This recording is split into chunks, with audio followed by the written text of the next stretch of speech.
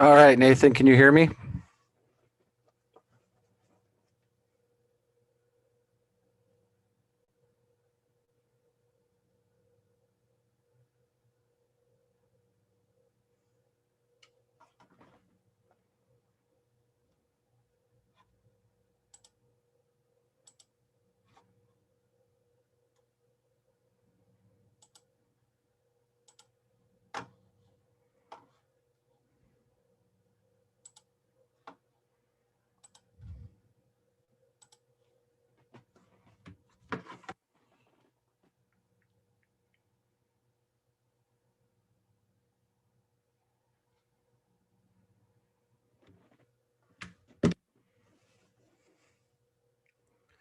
Can you hear me, Nathan? I'm talking.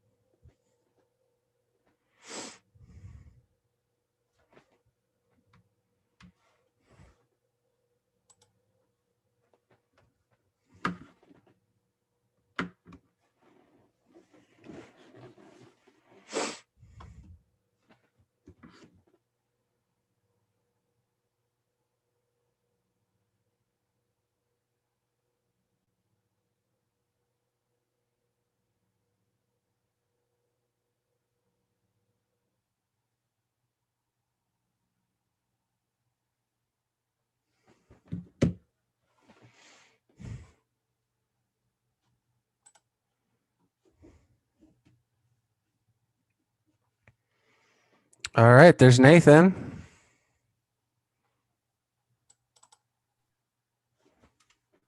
Hello there. Hey, how are you? Oh, surviving. Yeah, this is Friday, right? Yeah, well, I was scheduled to be off and then had a kind of emergency meeting Yeah, type deal. Was less off than I was supposed to be. gotcha. So I won't regale you with all the details while we're live on YouTube. That's all good. Yeah, it's actually there's quite a bit you have to do because I'm running the Zoom, and so there's like a 5 to 10 second delay on YouTube.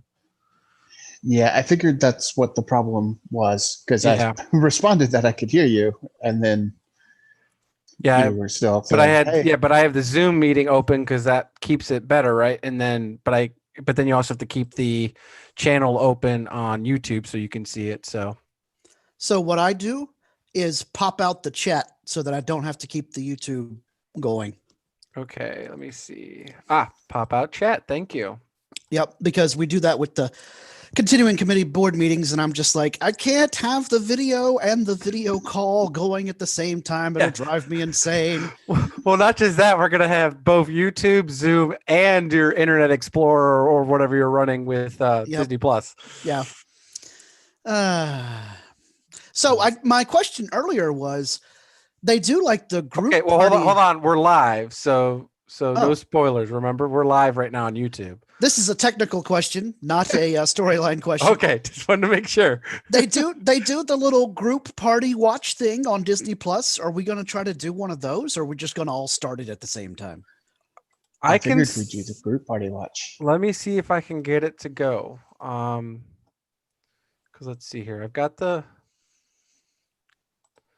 because I have not. If you know how to do it, that's fine. I don't know. I've never done it yet. So. Oh, I haven't done it yet either. I think it's pretty new.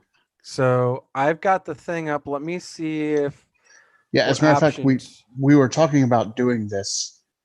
Then they announced group watch. Yeah, it was pretty cool. Let me see. Let me back out. Let me see. Okay, here we go. Let's try group watch. All right. So I need to add. So okay. So this is going to be copy the link, and I'm going to send it to you guys in the Facebook group. Oh, okay. So we'll try. Right, let's see if you guys. I just sent the link. Cool.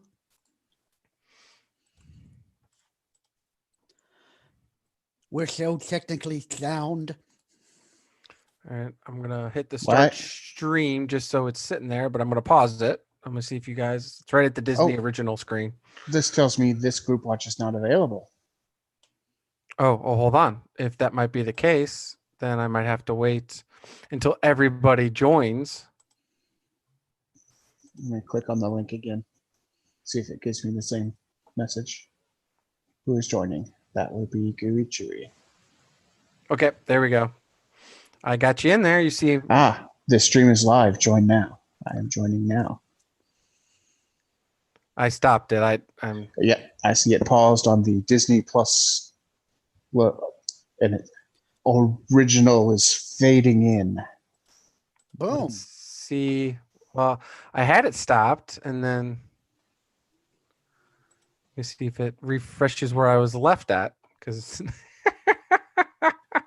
And credits. Oh, yes, son of a Ooh, bitch. I have a little note that says everyone can control the video for the whole group. Yeah, which is Yes. weird though. I can't see it now, which sucks. So let me try something else next. Because it just like it went to the other screen and then it blah. Okay, so join stream. Okay, there we go. Okay, I'm gonna hit play and see if it plays for you guys immediately. All right. Moving. It's moving. Okay, I've just got the Lucasfilm at the moment. Yep, that's what I got too. Vader, And BB-8, Vader, yeah, C-3PO, Kylo Ren. yeah, R2-D2, there's probably a little bit of a somebody else, delay in somebody it, else. but outside of that, we're pretty much watching it live. Well, that's pretty awesome. Are we starting? Well, I mean, this is chapter 1, but you know. Yeah, we're just trying it out, right? Oh, Yeah. Yeah, we're just making sure that it's actually going to show up. All right, so let me copy and paste this link again and blast it on the Facebook group.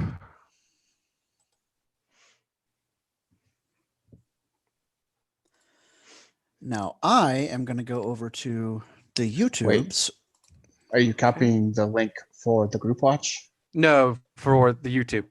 Oh, good, because I was going to say if everybody and their uncle joins, and Yeah, they it's can only all Max 6. control. We all control the horizontal. We all control vertical. You probably ought to set your group watch parameters to only you can control the video, Derek. Well, it's just us three, and I haven't invited anyone else, right? Ha! So- You act as though Nathan or I would mess with you. Well, you guys are going to be live with me, so it messes up yourself. Oh, yeah, but then we could just play dumb and be like, oh, God, we've been hacked. Derek, what's happening? I mean, I would never do anything of the sort.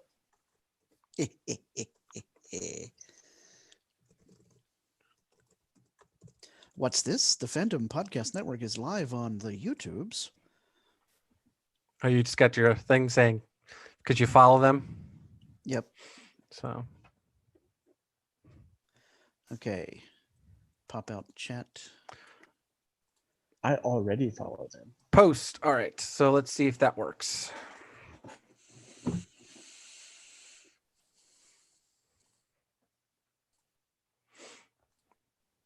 So hopefully that was the right thing. I don't know if that was Zoom or if that was the YouTubes. Hopefully that was, I copied the YouTube. Let me know if I need to edit the post real quick. Somebody want to try clicking on the post? I don't know if it takes them to the, I guess, no, it says YouTube on it, on the link. So, Yeah, you're good. okay, good. It just showed Zoom in the bottom corner. So that's what threw Well, me it off. always shows Zoom down there when you're connected to YouTube and Zoom because, you know, Zoom. 10-4. Zoom Well, yeah, wants I to mean, get it's their- Zoom's hosting it theoretically. So- Yeah. Okay, Oh, cool. I think it's interesting that it doesn't show Gooey Chewy's name at the bottom because he doesn't have video going. I blame my lack of camera. Yeah, I mean, that is a good thing to blame. That is a sufficient reason for not showing up on camera. All right, Which, so which how? means I can talk about my T-shirt, but I can't show it to you. Oh, shoot. that probably means I probably ought to go get a Star Wars T-shirt. I didn't know we were going to do that. I thought Yeah, we I need to just- change out mine too here in a second. Well, so I just assumed anytime we record anything. it's true. I So the I had to one get this all person, set up.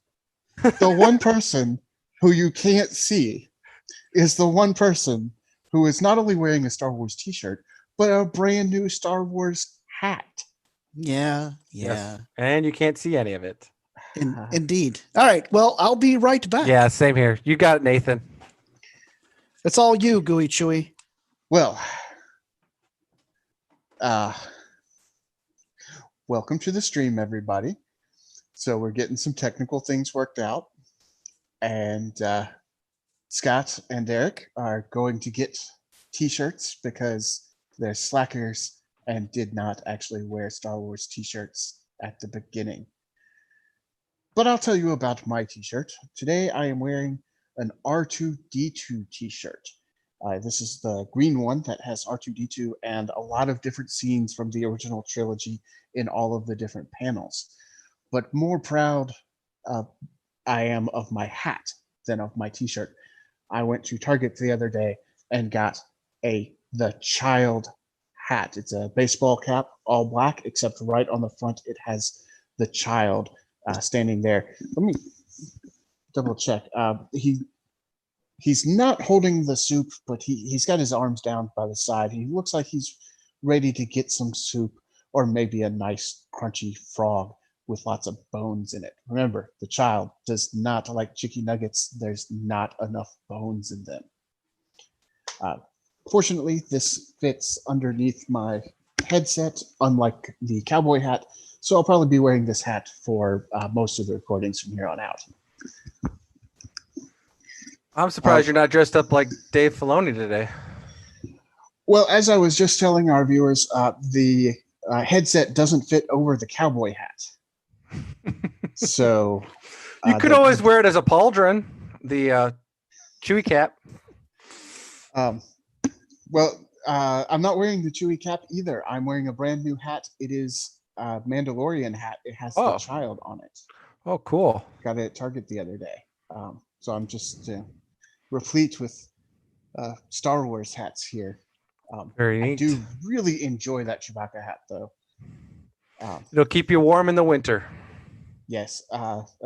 In these nice, cool 85-degree southern fall days, I'm not wearing it as much. Yeah.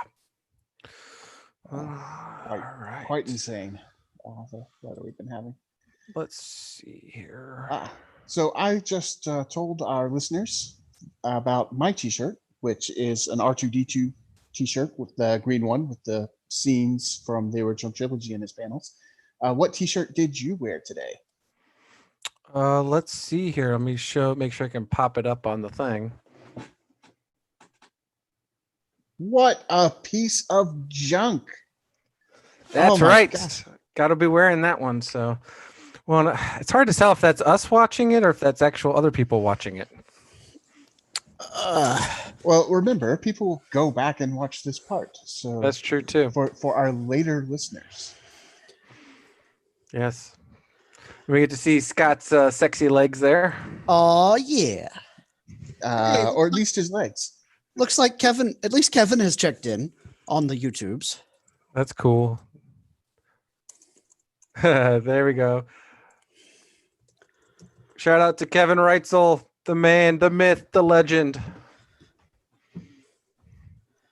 So, all right, I am going to fire off a tweet so that people know that we're live. Although several people, I say several. I'm aware. I'm aware of a few people that know we're starting at 3, so they are perhaps not yet pinged in here. Yeah, and that's fine too. That's why I just figured we'd have a few minutes to get used to this and have some fun with it before we get everything rocking and rolling.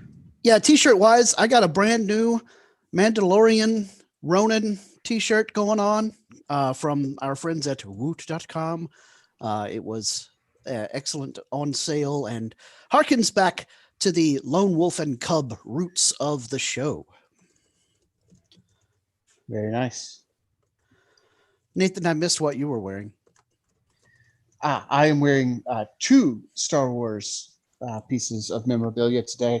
The first is my green R2D2 t-shirt with the scenes from the original trilogy and all of the different panels. Epic.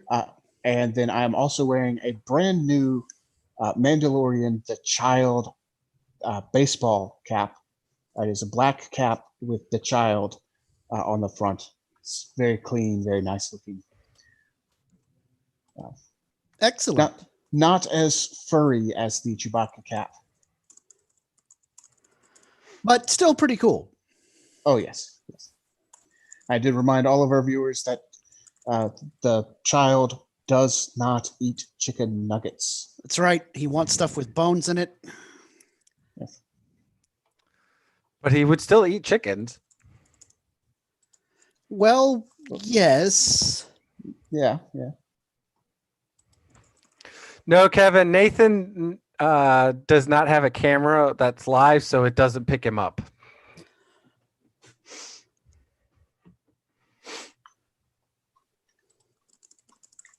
Do.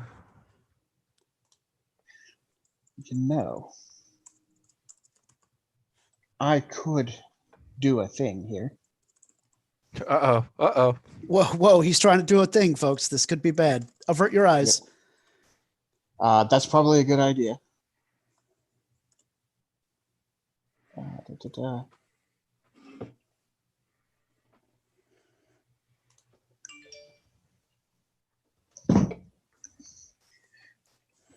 Keep talking while I do the thing. I didn't realize it was that loud when I set my can of pop down. Jeez. Or at least keep talking while you try to do the thing. Yes. Blah, blah, blah, blah, blah, blah, blah, blah, blah. Let me rearrange this a little bit. Get myself in the camera a little bit better. There we go. My receding hairline. Yep, check. See, I'm just all about going ahead and making it a choice and just shaving it all off. There you go. It's like The Rock said, this is a choice. Just like he had a choice back in the 80s wearing that fanny pack. That's right. That he got on sale down at Gap. Yeah. With his turtleneck, yes. Who?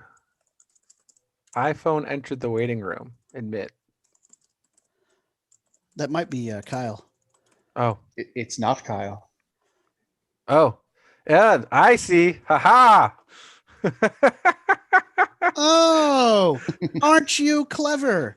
Let's see Yes. if it Now I'm picks not up. going to do this for the whole thing, but at least you can see my T-shirt. I think you should just prop it up next to the computer. You're good. Yeah, it did pick you up. It's showing on YouTube there, Nathan. Yes. Well, I do have a thing I can do that with. Hold on. I have that shirt. That's a good shirt. I do have some sad news to tell you guys, though. Uh-oh. I finally, and Kevin's going to appreciate this to a point, but unfortunately I had to retire the red Target shirt. It just had too much fading. It shrunk too much. And it had some holes in it. I had to retire it and it had to go in the trash. I am quite sad. I'm going to pour one out for the red Target shirt.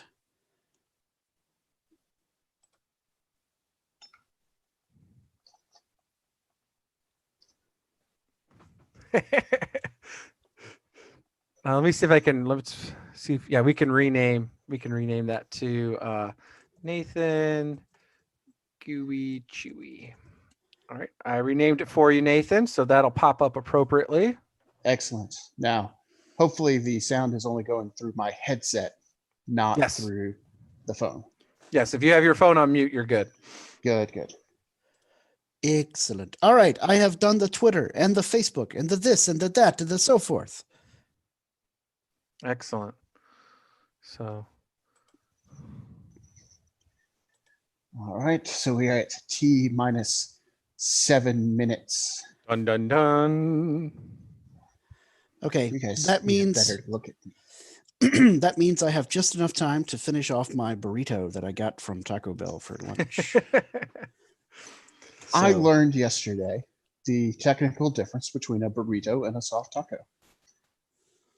One has beans and the other one doesn't, Or one is open and one is rolled up? No, it is a matter of size. Oh, okay. Burritos are larger, and that's it. Well, it's good to know. Are you making up, Scott, because you didn't have Taco Tuesday?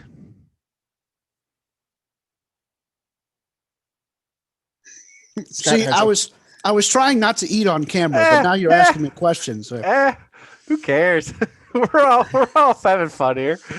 Right, so the answer to that is I did have Taco Tuesday, Oh, but I did also want to celebrate with a taco because it is Mandalorian season 2, baby. So I went over to Taco Bell to get not only this lovely burrito, but a Doritos Loco Taco and Epic Baja Blast. okay.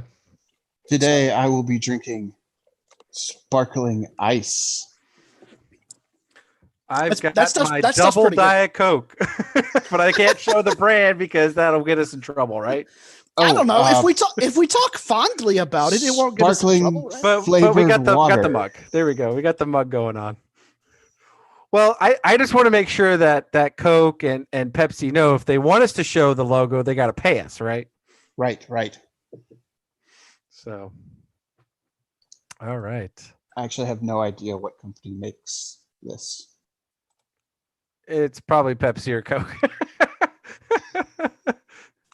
Nathan, in the future, you probably could just dial in on your phone. It's so weird for me to see you in one screen and then your name lights up when you talk in the other screen. Throws them off. Oh, this is all just part of your overarching clone game, right? Yes. Yep. That's exactly what it is. There's actually two different me's, one listening and one talking. We communicate very well though with hand signs. Yes, like Din in the Tusken Raiders. Hey, Andrea, how's it going?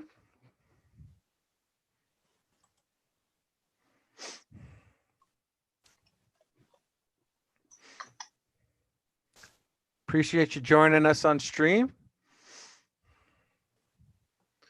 Yeah, it's only bad part, like I said, with the streaming, there's a bit of a delay when we get a message. Take like 5 to 10 seconds before the answer.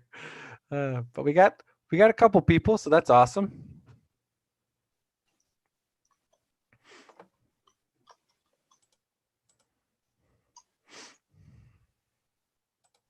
Yeah, so I mentioned to my kids, hey, we're going to do the watch party at 3:00 Friday afternoon.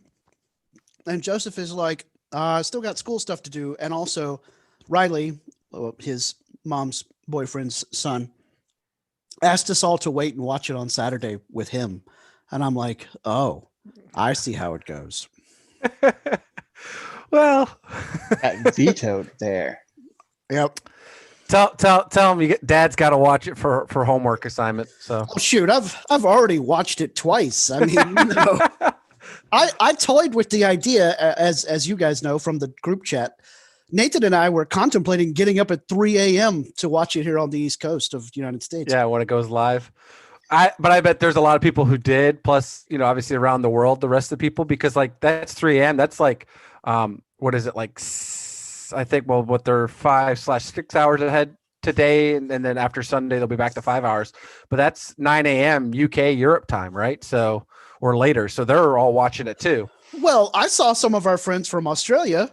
Hello, Ausland Fandom Podcast Network people who were complaining about, hey, it's already October 30th here. Why can't I watch The Mandalorian? What's up, Disney? Yeah. So, but it just like last year and any other time that something like this occurs, I did see on Twitter, I made sure not to look on Twitter until after I had watched it. There were plenty of spoilers from 3 a.m. Eastern time on Twitter. Yeah. Well, somebody, I can't remember who posted, if it was Clifton or not, saying there was already GIFs, emojis out there already of the newest episode. Yep. And I looked up a Wikipedia page and found that it had been updated with at least 3 paragraphs worth of stuff today from the episode. And I was like, who has time to do this at like 3:15? You literally haven't been able to watch the entire episode yet. But, Play by play, minute by minute. I guess so. And constantly hitting refresh, right? Yeah, I pulled up YouTube like right after I finished watching it this morning, and there were already like review episodes and whatnot. I'm like, how did you have time to watch it, review it, edit a video, and post it? Yep. So, and just so everyone knows, I mean, we're going to start around 3:00, but that's officially just kind of announcing everything. And then we'll probably start a few minutes after, giving a few minutes to folks to log in. So, because the cool thing is, I mean, at least it's a little bit longer, right? It's not just a 30-minute episode. So That's right. We clock in somewhere above 47 minutes. yeah. Yeah, they said 52, but obviously that's including the full runtime of the preview and the end credits.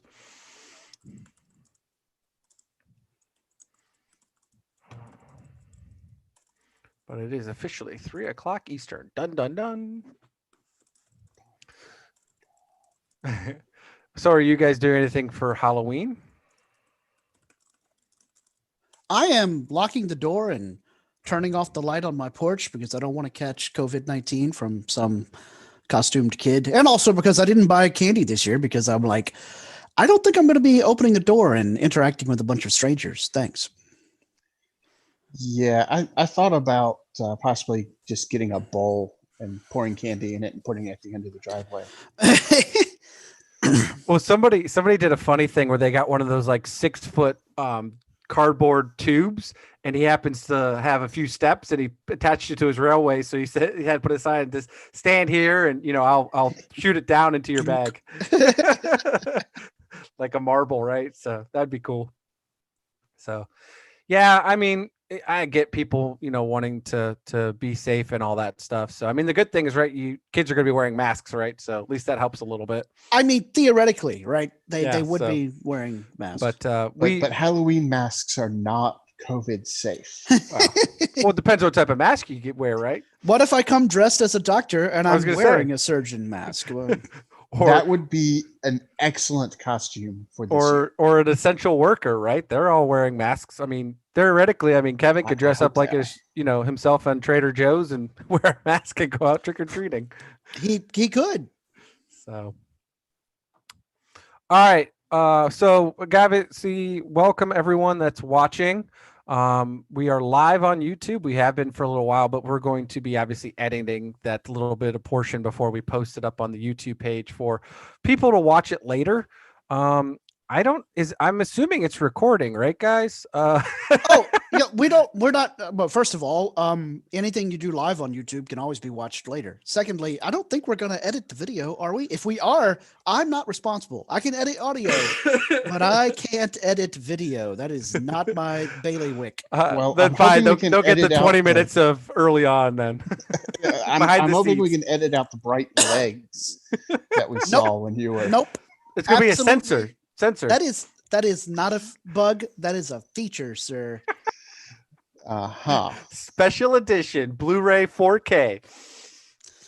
So Yep. yeah, but again, welcome everyone to What a Piece of Junk, a Star Wars podcast live on YouTube. We are excited to be finally premiering watch party for The Mandalorian Season 2, Episode 1, Chapter 9. So yeah, like I said, we're going to give a couple of minutes for folks to join in before we start. We'll let you know when we officially start it. Just again, promote the feature. It is limited. Otherwise we just would have invited everyone, but Nathan, Scott, and myself will be doing the group watch on Disney Plus. So pretty cool. It seems like it's going to work. But anyways, when we say go, we'll say go. And we'll start from 00:00 when we start that. So we'll obviously go through the previews. We'll highlight.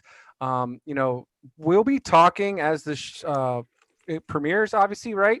We're not able to actually show you guys the video, right? We don't want to get in trouble or get anything censored. So unfortunately, you won't be able to hear or see anything from the actual stream in regards to the actual episode. So, that's where we encourage you to be running simultaneously a computer or a phone while you watch this, and then your TV or however you want to enjoy the episode. So, but again, I'm Derek Marsh. You can find me on the Facebook, with under my real name. Obviously, I run the What a Piece of Junk, a Star Wars podcast Facebook group, as well as you can find me a little bit on the Twitters at HoodieDM83. You can see on the YouTube that it's how it's there. So it's at HoodieDM83.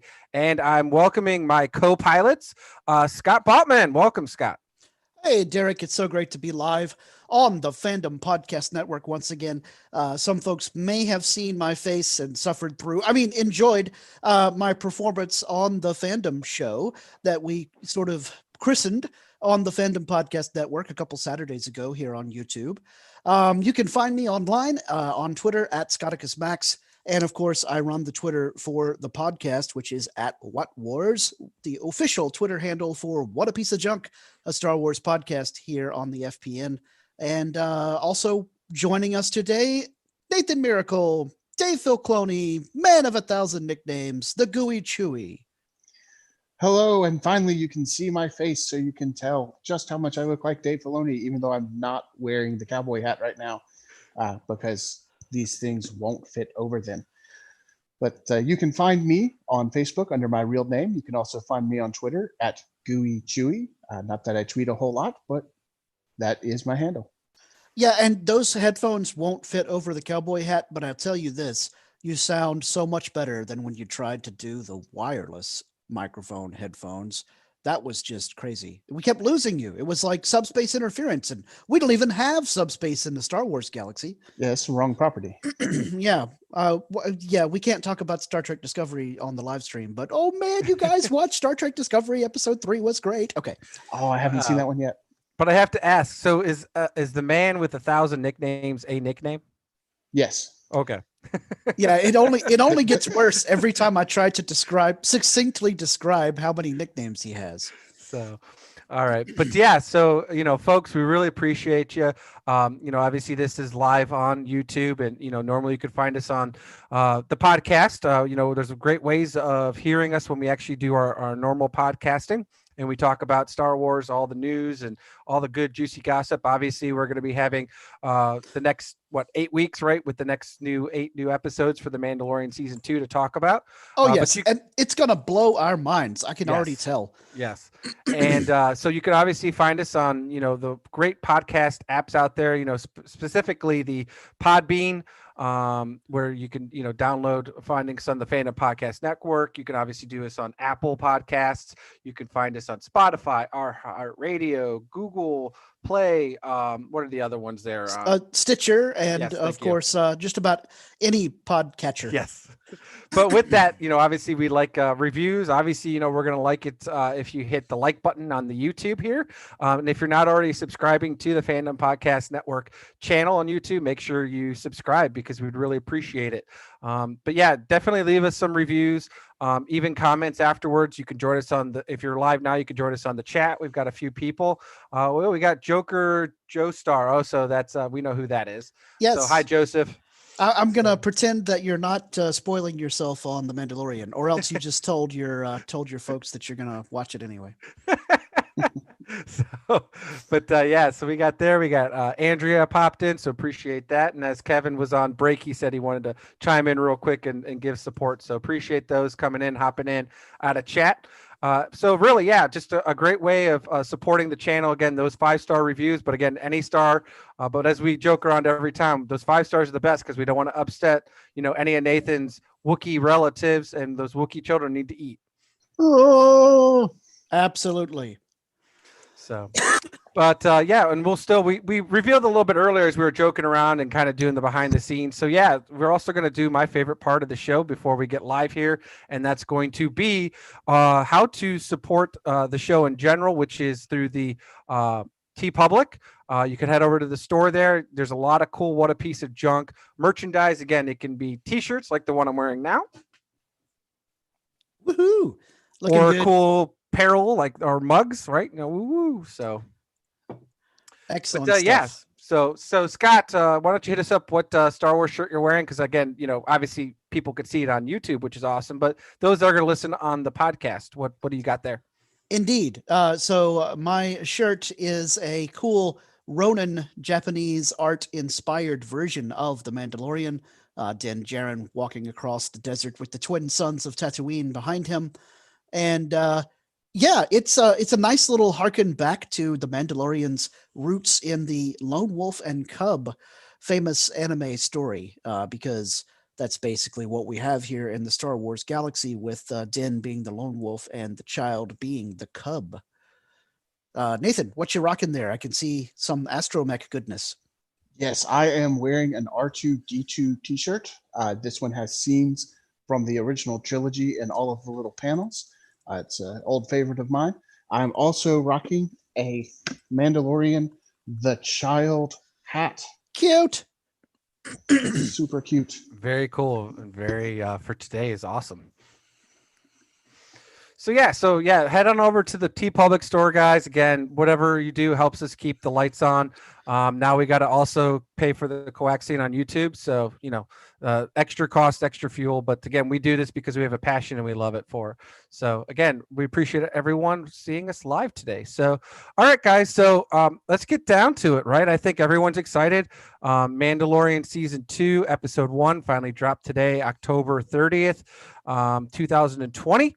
And I think everyone, I'm surprised I didn't see a bunch of stuff that Disney Plus didn't break down. So I definitely think they prepped the servers. Yeah, we were much more stable than we were last year when season 1 premiered. But keep in mind that Disney Plus as a service has been around a good bit longer than it was last year when the service first rolled out to premiere. Well, that was technically day 1 when that Tuesday.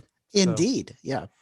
So I don't think they anticipated that much. So it's great. And obviously with the success and everything else, we've got a season 2 of Mandalorian. So, all right. So anything else, guys, before we go ahead and get started? No, I think we're ready to light the fire. Jump in. Yeah. So, all right. So just again, we're going to go ahead. Let me pop up Disney Plus here, just a second. And of course, Derek, make sure that you select season 2, episode 1, chapter. Oh yes, I need to do chapter 9.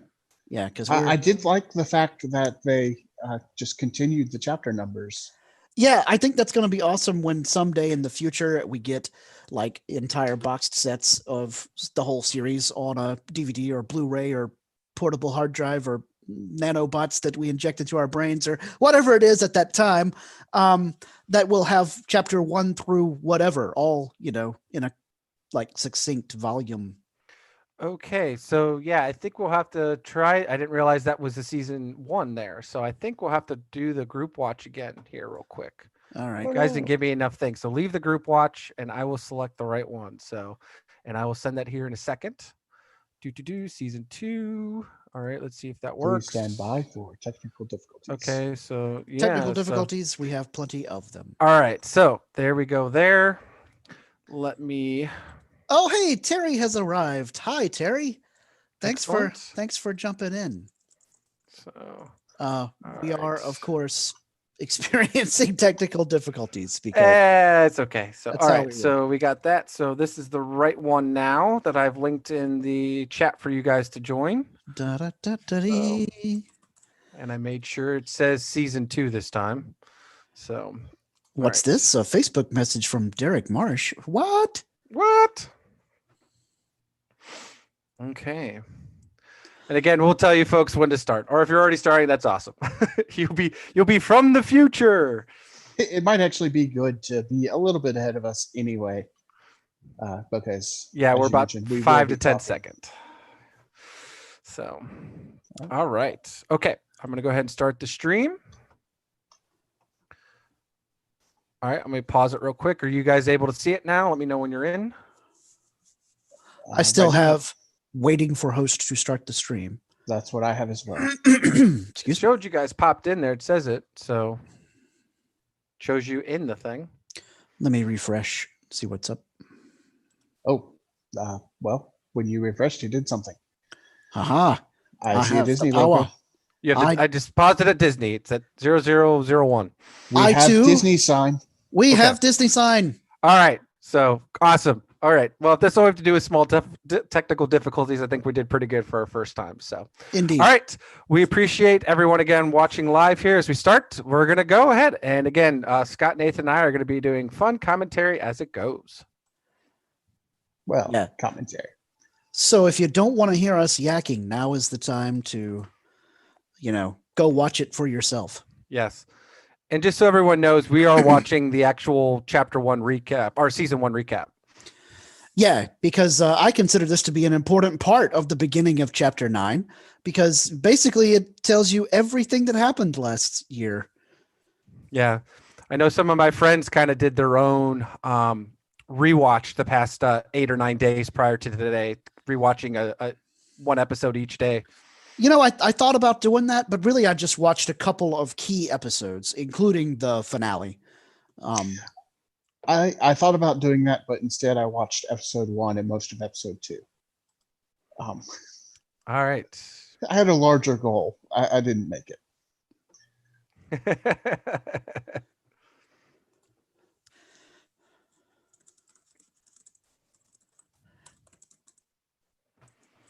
Moff Gideon. Moff Gideon has quickly landed himself on my spot of second favorite Star Wars villain ever, because watching Giancarlo Esposito get so excited about the Mando Monday stuff, I was like, this guy loves Star Wars almost as much as I do, and that's a lot. Yes. I was like, if they do that every Monday night football game, I'll watch it just for that. Yeah. I liked that, and then I actually watched him holding an action figure of himself on the Mando Monday release, and that was hilarious to watch him talk about, look at how epic my mustache is. Oh, there's the... It was great to see him using the saber as he is in this preview right now. Yeah, and he talked a good bit about how when he was trained on how to use the Darksaber, they told him, don't bend your wrist. You know, you've got to be deliberate and focused. All right, so that was the end, and we got now the Lucasfilm Ltd logo appearing. Dun, dun, dun. And just like last season, I really enjoy that Star Wars has its own little intro to the Star Wars universe, like Marvel does for Disney properties. Did they do that for the movies? I can't remember. I don't think they've done that for every movie yet, but I think they have it at the beginning of Rise of Skywalker. I think. Okay. I could be wrong.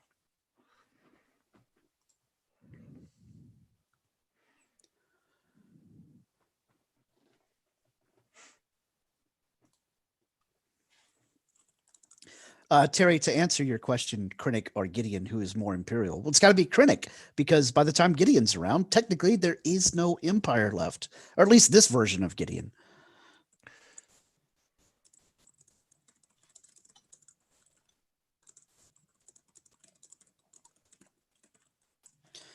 I do love that the opening shot here of season 2, chapter 9, is Din walking out of the darkness into the light of that lamppost. It's the perfect encapsulation of his hero's journey out of the darkness and into the light that happened in all of season 1.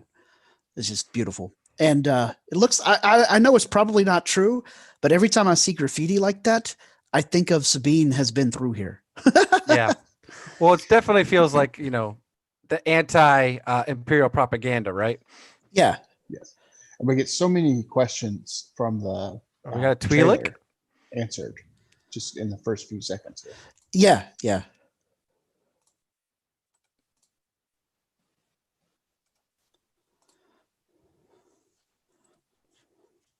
All right. I know I forgot to put it on for you guys. I put subtitles. Yes. Thank you.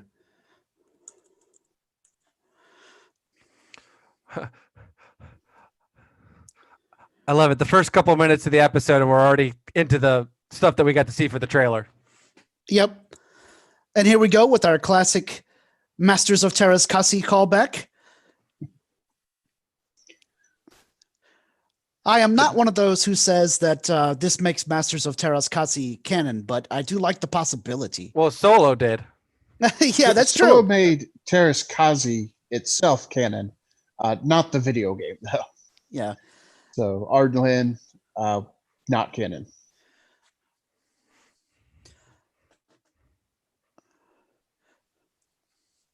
So for the first couple of seconds here when Gore is talking, I thought he was Jon Favreau again. I was like, hey, it's Jon Favreau giving himself another cameo, but he's not, as we'll see in the credits.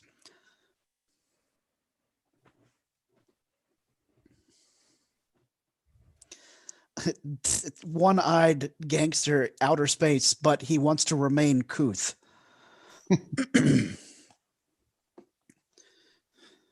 I like that we got a call back to the guy with that weird visor helmet, blue and red disc from season 1.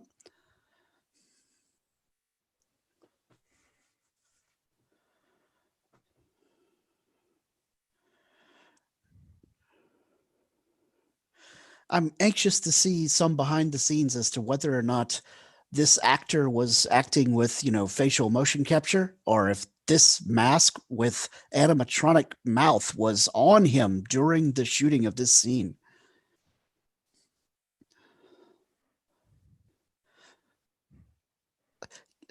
You feel like that shooting one of the gladiators would be against the rules, but when you're in charge, When he owns it all, right? Yeah. Well, it's against the rules of the fight, but his bet with Mando was just supposed to be that the Gamorrean lives or dies. That is true. He didn't say how. I didn't say which one. It's true. I like him comparing the Mandalorians to like crabs or oysters here, harvesting your shiny shells.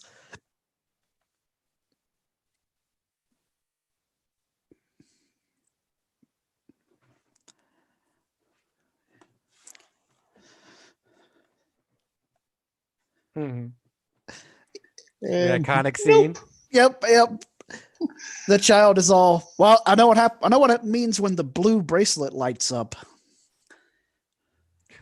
Suicide tope. I said that was a wrestling move and it backfired. Sure was. that wrestling move often backfires. Mando with a little Judas effect elbow, reverse headbutt, sweep, and an excellent series of abdominal strikes from that gladiator. But man, he is mastering the arm bar and a little bit of a foreign object action there. Too many weapons, Favreau knife. Cole. Yep. When he gets his blaster, I'm hoping he got his vibro knife. Good question. He probably did. And here we go with an awesome. I would say that this right here, where he wraps this dude up, he hog ties Gore. This is the beginning of a Mandalorian tradition, and that is every new season begins with Mando hog tying a random alien gangster. Yes. So I really hope that when we get to season 3, we will see Din hog tie a guy in the premiere.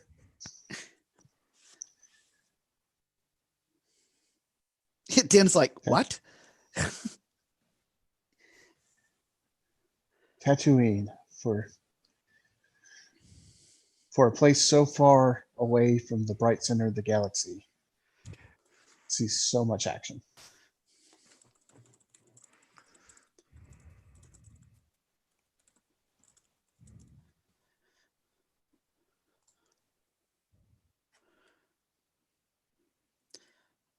Blows up the light, lets nature take its course.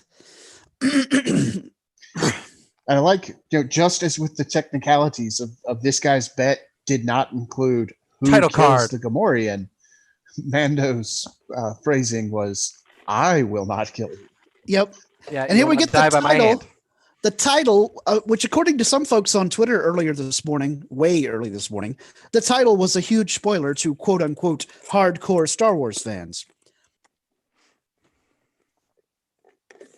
Now, I consider myself pretty hardcore, but I didn't catch that the title would be a spoiler because, well, as you'll see, there's some stuff that happens later that I was like, oh, I didn't actually know about that. So And is we've it got just our first return character from season 1? Is it just me, or does the Razor Crest have some new stripes on the side? Those yellow stripes. Was that there? I don't recall. I'd have to go back and check. Well, great excuse to watch season 1 again. Yep.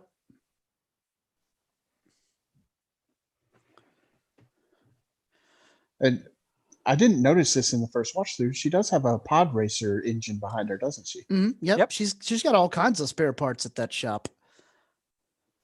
I wish we had a name for her character, but I don't think we have one yet.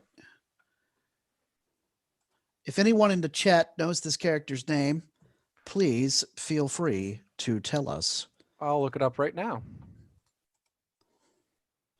Divides or buds, because that's obviously how Yoda's species reproduces. The same way as yeah. SpongeBob Might be. SquarePants. Psh. That vacuum tube to the face was very Phantom Menace level humor. Amy Sedaris' character is Peli Moto. Oh, excellent. All right, Pelly. Thank you.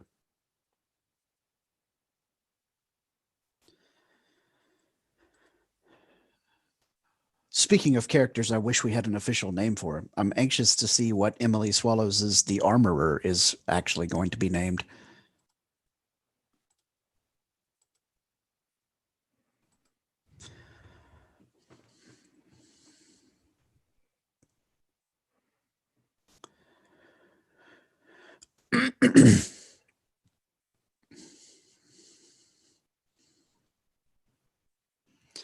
R5. All right. R5D4. He lives. And just in case you weren't sure, they make sure to put in a nice shot of the back. Yep, so you can see where the stain. motivator had been blown. Yep.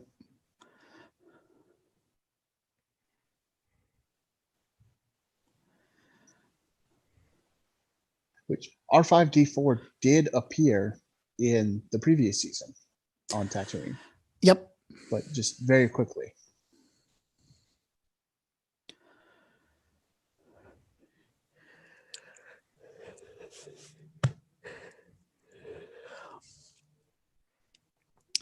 And here's some beautiful shots of Din cruising through the desert. Yeah. And there's your gift, Derek, Yes. that you shared earlier. Wee, wee, wee. He's just missing his little wind peller toys. Yes, he needs his pinwheels so that he can be all wee all the way home. Maxwell. And now we got some Tusken Raiders having a little bonfire. Yep, cooking probably a womp rat. And you guys know how excited I was last season when we established that Tusken Raiders use the hand signs, because it can be great for our hearing impaired Star Wars fans to have a cosplay where they can sign in character, which is so awesome. But also, it harkens back, of course, to, like we discussed on that episode, Native Americans using hand signs to communicate with the white man when he would come out to their lands back in the day. Further cementing the space western atmosphere of The Mandalorian. And speaking of making sure to get the details right, tons of moisture evaporators bopping around out here. Everybody's got to have them. Yep, anything out in the Dune Sea there. I have noticed that other than a gentleman that we meet here in just a couple of seconds, there were not very many aliens in Pelgo. No, Yep. yeah, Mospogo. Mospogo. Yeah. Most of the non-Tusken life forms here seem to be humans. Those are the womp rats there, Terry.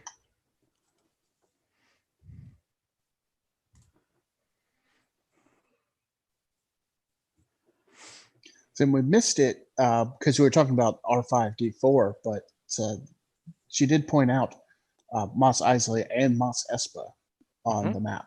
Yeah. So they are now canonically pretty close together. Yep. Well, at least close on a map, right? Right. You still don't have to walk across. True. The Jundland wastes are not to be traveled lightly.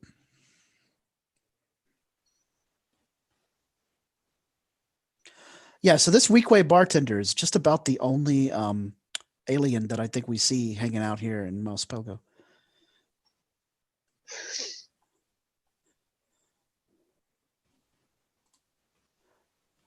And here he comes. Music sting. Dun dun. Did anybody else take the bait? Did you look at it and go, oh my God, it's Boba Fett? I looked at it and said, oh my God, it's Boba Fett's armor. Yeah. Well, now we have the chink chink to go with what we had at the end of episode 5 there.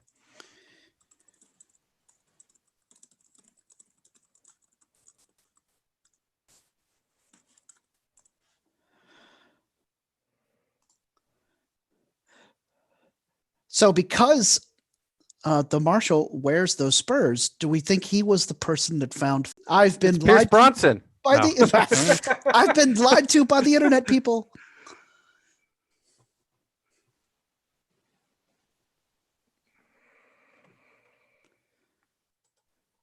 So obviously, Spotchka has become the. Yes, the Terry, you drink- could the drink of fangirl choice. scream.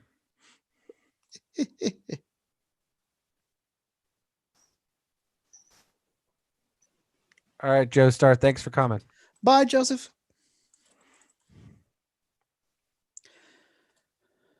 All right. So now that we know he's officially Cobb Vanth, so this character is actually existent here in the Star Wars expanded universe, even here in the new expanded universe.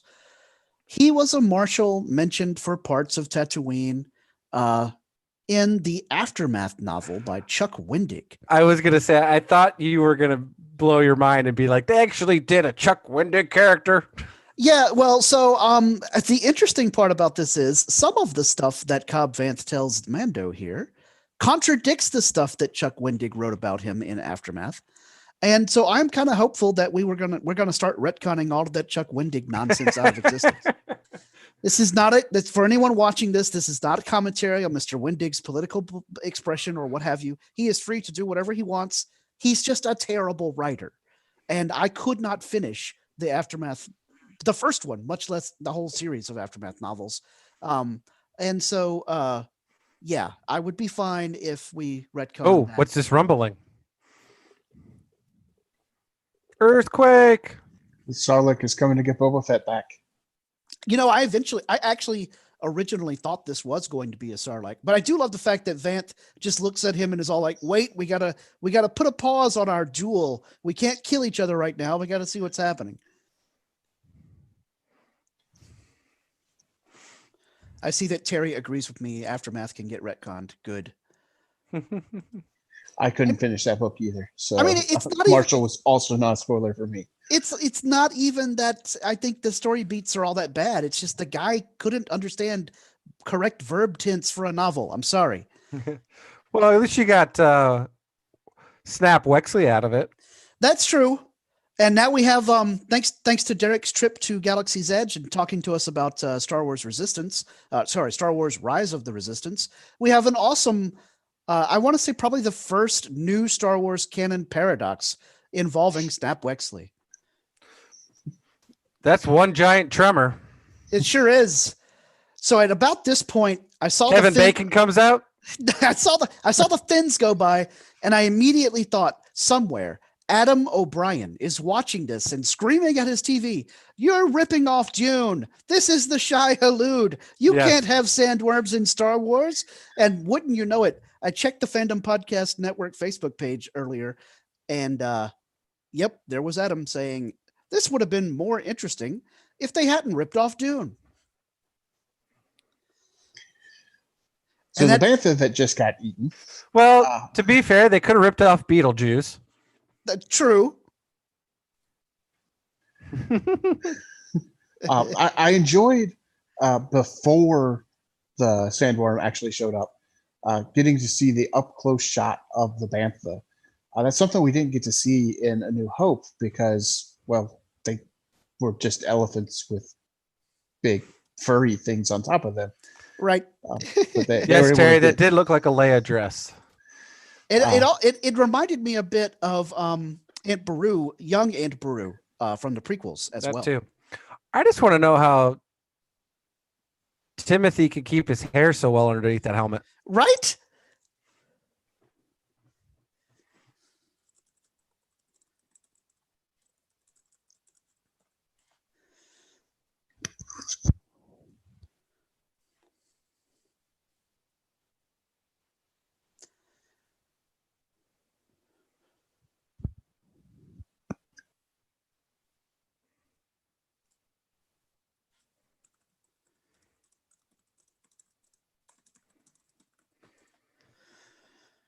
Here's the funny part. Epic. You got to love somebody who's like, "I'm going to dispense with the pod and just ride the engine." Yes. Well, a little throwback too to episode 1, right? So, Of course. I mean, you may not be fans of the prequels, you may not be fans of the sequel, but at least Filoni and Favreau are doing it justice and giving everyone Easter eggs. Oh yeah, they're absolutely making sure to prioritize the stuff that happened, and for fans like ourselves, and of course Kevin and Kyle, I mean it was just catnip. Even this whole awesome holonet feed of the Death Star 2 being destroyed, which begs the question: did Palpatine have as much control over the media as we sometimes think he did? Well, once he was over with, right then, because that could have been a couple of days after. It could have been. I don't think it was live feed, right? Yeah, probably not. I don't know who these mining consortium guys are, but they have a terrible plan for making a slave camp. Step 1, shoot everybody. Well, no joke. Now you're out of slaves. I don't understand.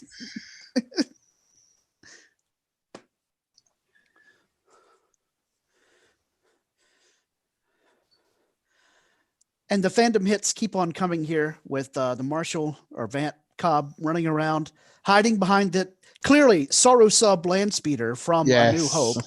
And then he, of course, makes sure to mention that he grabbed a Camtono because, dang it, we built the ice cream thing for real this time, so we're going to use it as much as we can. I'm going to start saying that. Both suns shine on a womp rat's tail. I'm going to start saying that on the podcast. You guys just get ready. On a womp rat's tail. Yep.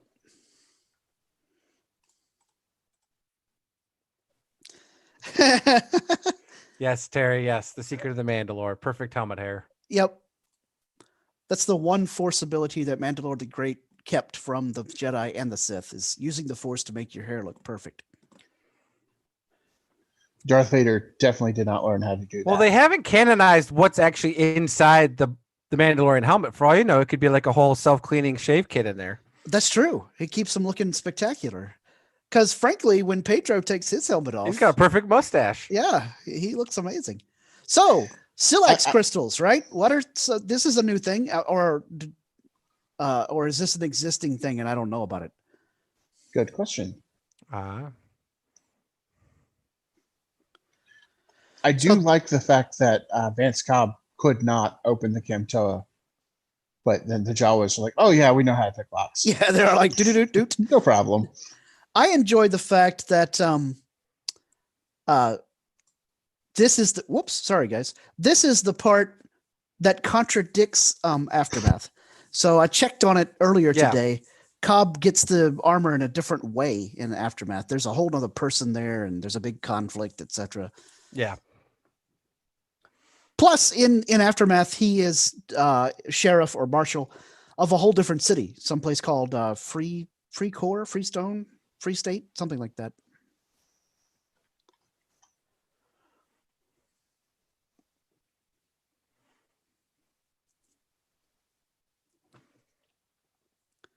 Telling his bartender friend to get out of Dodge.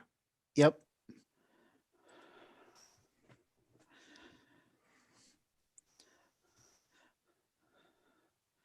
Oh, I gotta love that Beskar armor. Yep. But I don't wear Beskar. That's right, you don't. So I enjoy that he has his custom pistol still. So it's adding to the mystique of Mandalorian equals gunfighter.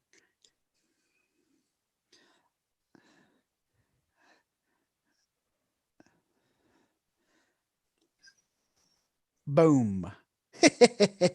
Now, as we know from Star Wars Legion, you can only use that rocket once per game. That's right. But clearly you can reload it later because he's got, another one in his pack right now. We also know that you can't make toys that launch them for real because kids will choke on them and you'll get sued. Yes.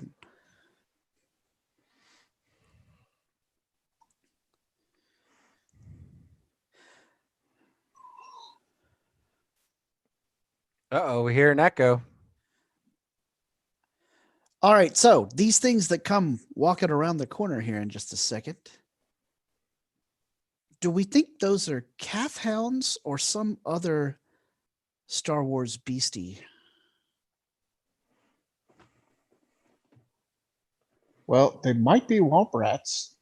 We do know that they get to be about 2 meters in length. I don't think that's a womp rat.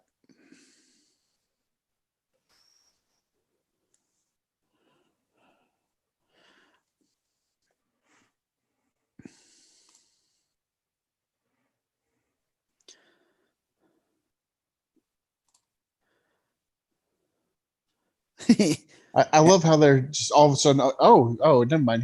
He's one of our sand people friends. Yep.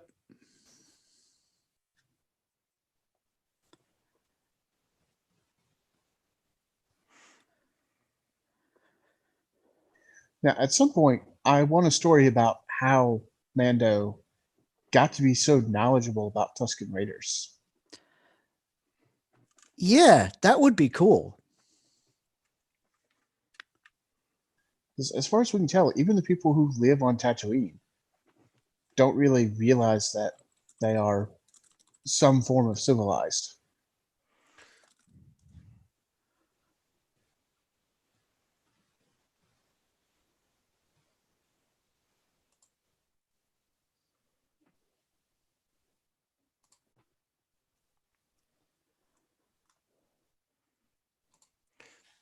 That's right. You got to keep your bantha dental hygiene up. I love the fact that he's cleaning the bantha teeth with a gaffy stick. That's just so great that they're like, hey, the back end of that's not really a weapon. It's to keep bantha teeth clean.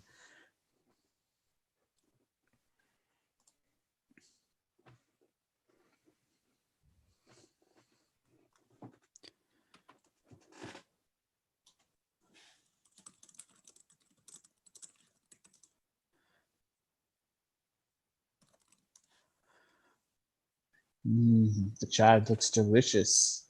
Mhm.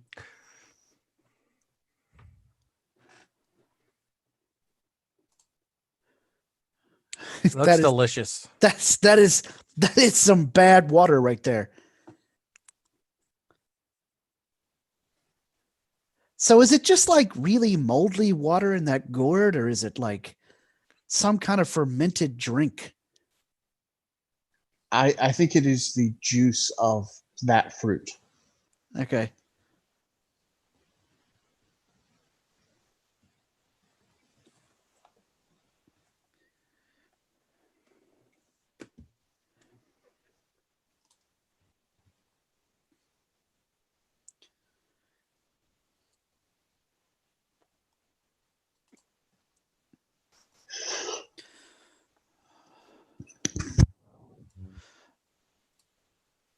Mhm. Best way to dispute a fight, right? Yep. Like, all right, everybody listen to me. All right, the moderator should have done that at the political debates. Just Should wielded out have. a flamethrower. Boom. Opened up the flamethrower on him. It would have made them more exciting. I grant you that.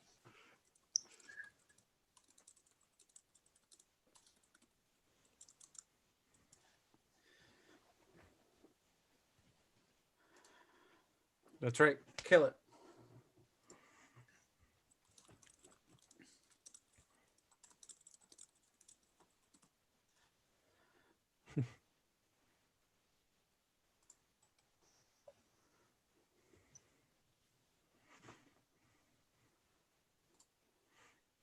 I love how they just like had to keep cutting back to shots of the child. Like, yes, we know he's with the Mando within.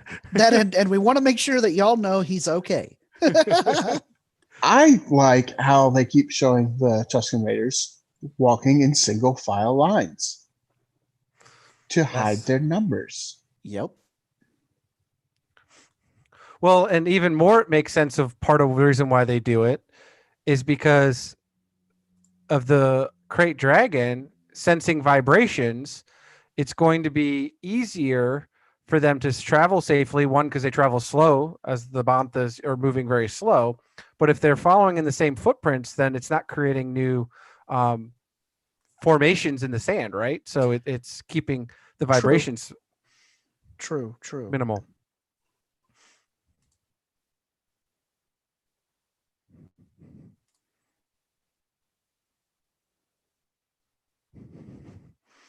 This part's funny. I still thought that Rantha was done for. I know. The child is all like, well, this is pretty cool. And then suddenly, Well, this is pretty not cool. yep. Having the Great Dragon chase the running guy and ignore the still bantha. It's Trevor's all over It's again, man. I told you, maybe definitely- it's Kevin Bacon. It's definitely a callback to Dune. It's what I was going to say, because Tremors, of course, is also a bit of a callback Yes. to Dune.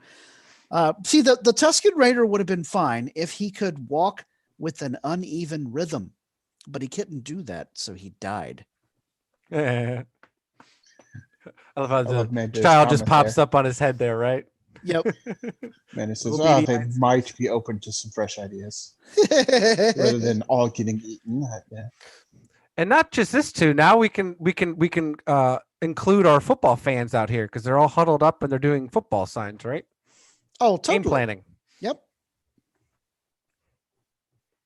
It's not to scale. I think it is. Nah, that's too big. It can't be to scale. Nope, it is. I just want to know where they got the little bones from. I assume that they were seeds from the fruit that they gave to the marshal earlier.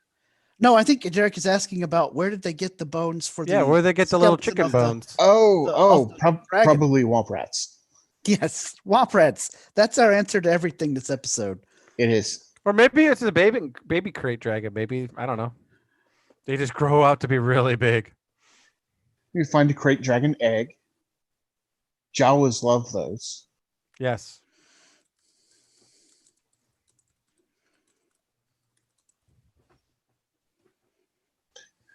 I thought they're gonna have a little race there. So the Marshal's pod racer engine here looks a lot like Anakin's. It's got the same yellow flaps there, the same Mm-hmm. Yep. rounded section sticking out of the front, but it's painted red. So do we think that that is actually Anakin's pod racer engine, or is it just another one that happens to be like I it? mean, it could be. I mean, you got to think it's about 35 to 45 years difference, right? Since episode 1. Yeah. Yeah, It- plenty it of could time be. to paint it. But I think it's probably just one like it. But I do like the fact that they made sure that this location was close to Mos Espa, which is the Concord, North Carolina of Tatooine. That it is Yes. all about the races. It's like the whole reason it exists. Yes, absolutely. Not the school, Everybody's reaction. Oh no, it's a school. the children. Well, there might be a Wookiee child there. We don't know.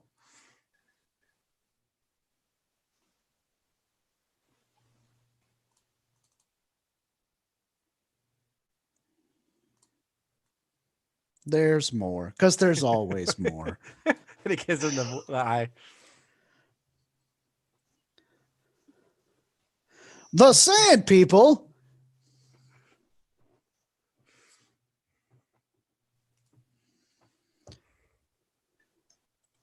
He's seen the size of that thing to scale. To scale. Yep.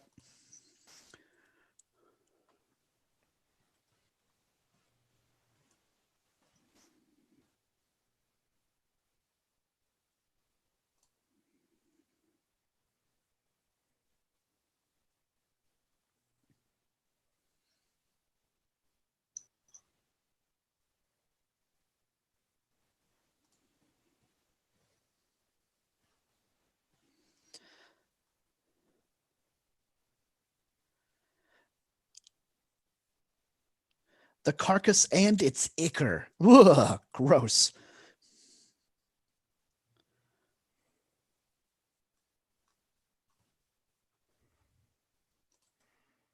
Did you guys take a look and see who plays the Weequay? No, I didn't. No? I didn't watch the credits that closely. Who plays the Weequay? W. Earl Brown, which some of you might remember from Deadwood. So, and Oh, that's funny that Oliphant is the marshal and that Yep. guy, because he was also in the Deadwood movie. Yep. And Justified, obviously, with Oliphant. Yep. So, but he's obviously got a very storied career. He's been in a lot of TV.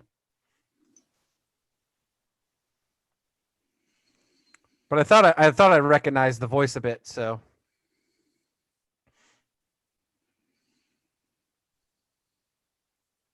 he played Dan Doherty in Deadwood. Nice.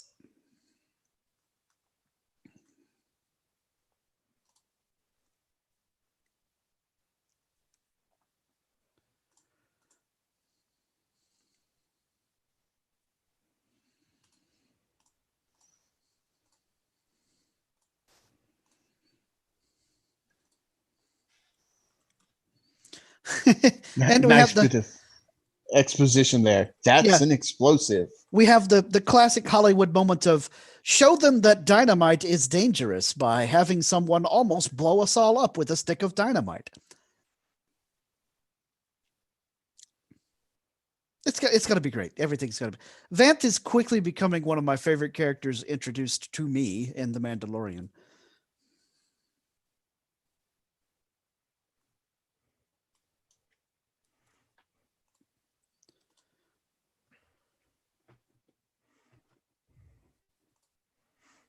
But definitely that old Western feel of a caravan, right? Yep.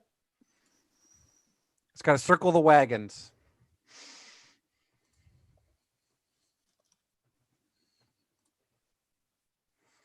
Just so you know, Kevin, maybe somebody will make a Iron Maiden video for Run to the Hills with this.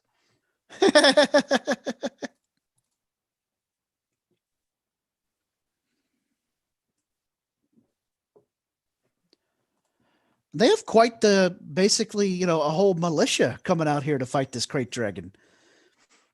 I like the guy with the classic box of ammo there. Oops, that's my bad, guys. I keep clicking back to the window and pausing it. Next time we do this, I'll have to pause it just the right amount of time to catch up with the chat. I Right. bet Well, By it the still time you won't do matter though that- because there's still going to be 10-second delay after us anyways with that's true. our comments. So Yeah.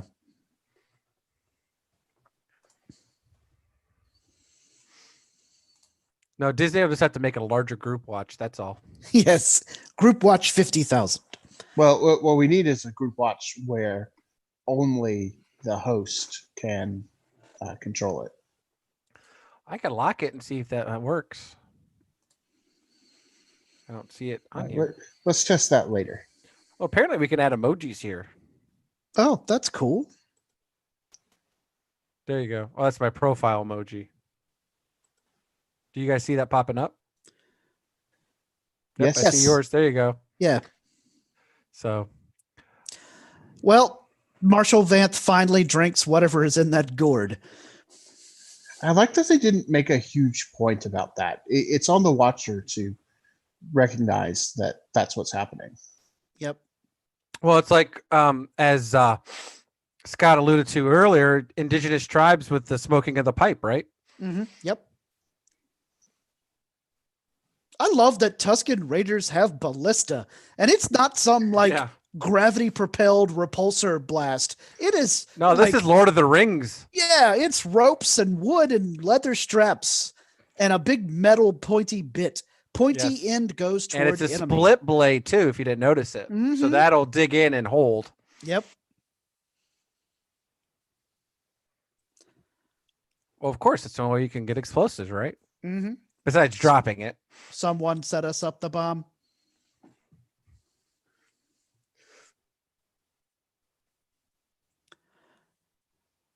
Congrats on getting named, Joe. That means for, Yes.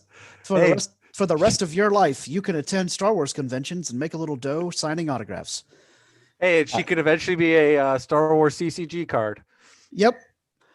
Well, you didn't have to have any lines or be named to become a Star Wars CCG card. No, but that would make her unique, wouldn't it? So Most Yeah, likely. she'd probably have some awesome game text and cool ability, and yeah, she wouldn't be universal.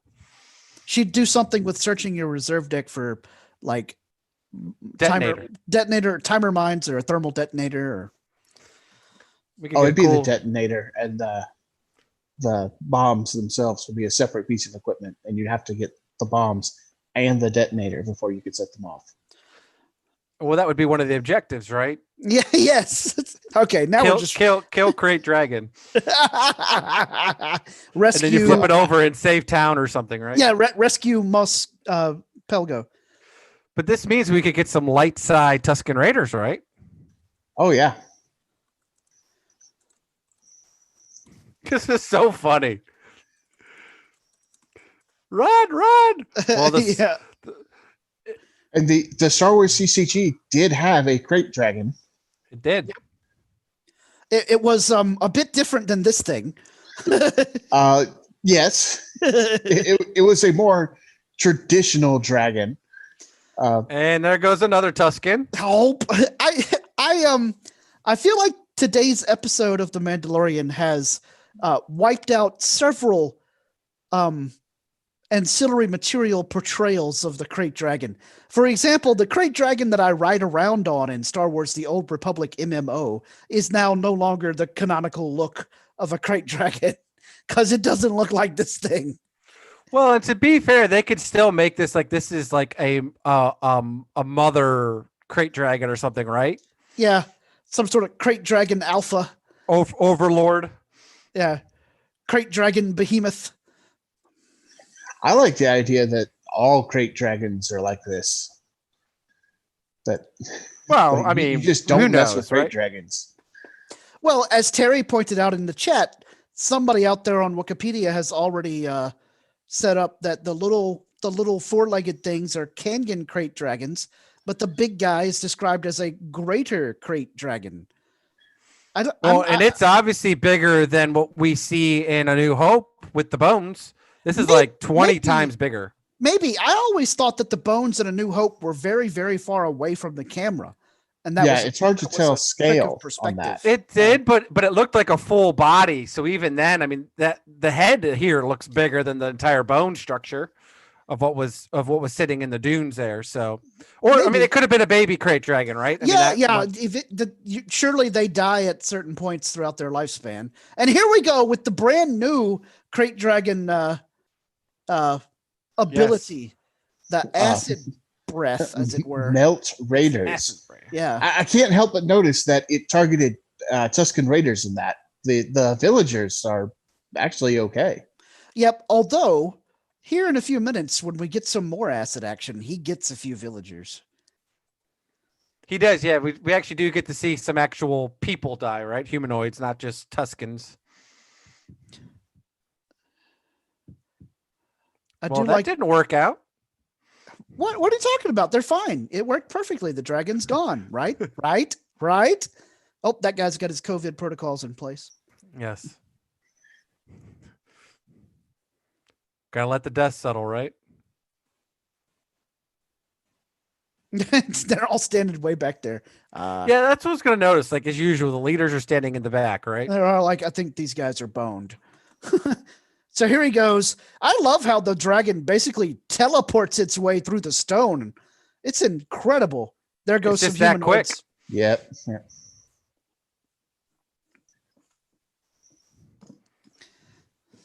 All right, here we go.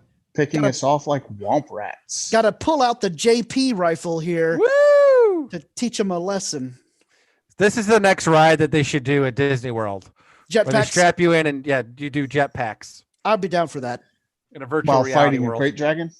Sure. They could have like 20 different scenes, right? You could be Boba Fett and Return of the Jedi, or you could be the Mandalores fighting the The bounty hunters. Death Watch. Oh, yeah. In the Siege of Mandalore. Oh, dude, no. We need to have this ride be like laser tag or whatever. And That too. half of you gets to be Death Watch and half of you gets to be Maul's crew. Yeah, or Clan Ren. Yeah, there you go. Yeah. You know, like somebody gets to be Katie Sackhoff and somebody gets to be I don't think I look much like Katie Sackhoff, so I'll let somebody else be her. you know.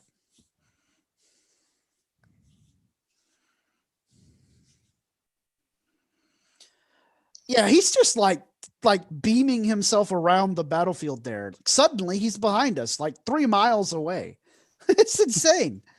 It's not that far.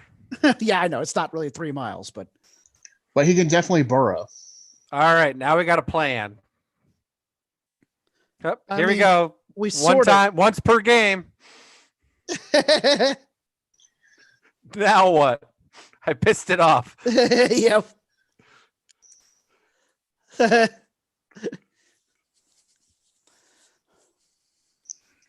Uh,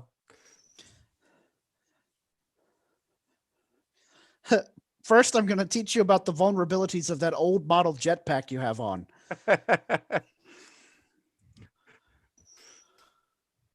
So epic right here. He's like, what? Oh no, my bombs. He's like, I just got my teeth cleaned. Yeah.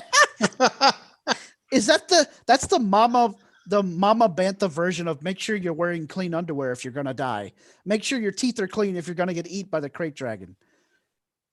And he does. Yep.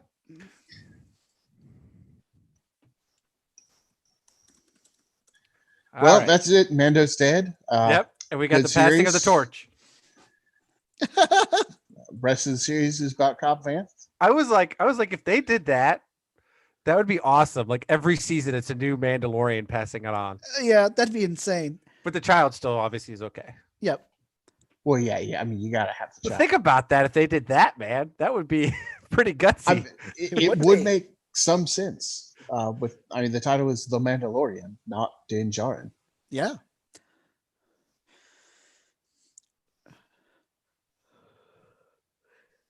Boom!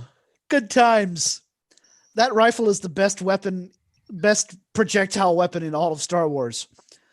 Need to disintegrate some Trandoshans? No problem. Need to So shock. the real hero here is the Bantha. Yes. May it rest in peace. EP says. Yeah. All right, so we're assuming that the acid needs to mix with something to become truly acidic, or because obviously it wouldn't eat through the Beskar. But as we discussed earlier on chat, it didn't. It also did not mess up Din's turtleneck or his cape. Yeah, it's like a typical lizard, right? It's going to have separate glands probably because otherwise, it may not be protected by its own acid. So if it's swallowing its own acid at some point, it might, eat away at its innards.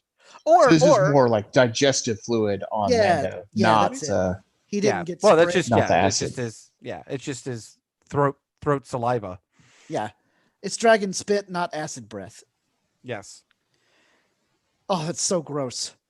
but so cool. I love how the Tuscans are like, our people do not waste anything. They're like, But here's the harvesting all question, the though, meat. because that looks legit. Like they actually had to build that, right? That's not just using LEDs there. Yeah. Mando keeps a big chunk of the meat. I love it. I mean, to be fair, how else is he going to pay for all that stuff? Got to prepare and stuff. No, he's Back of taking a that. ship? He's taking that back to what was Amy Sedaris' name again? Flo. Pilo, Moto. Yeah. But crate dragon meat might be like the Kobe beef of Tatooine, right? That's 'Cause what not I mean. everybody. He's taking it back to her. Yeah, that's his bounty. Crate Dragon Burl. Crate Dragon Pearl. Yay! At least that's still canon from Star Wars: The Old Republic MMO. I have to gather some of those sometimes to craft with. So, all right, I love that we go to Letterbox for this shot. This is amazing. All right, Din I love this Djarin part across here. the desert, Dual sons. twin sons, and oh my gosh, who's that? Bald head, creepy dude. Oh my God, it's Tamora Morrison. Captain Rex. Could be.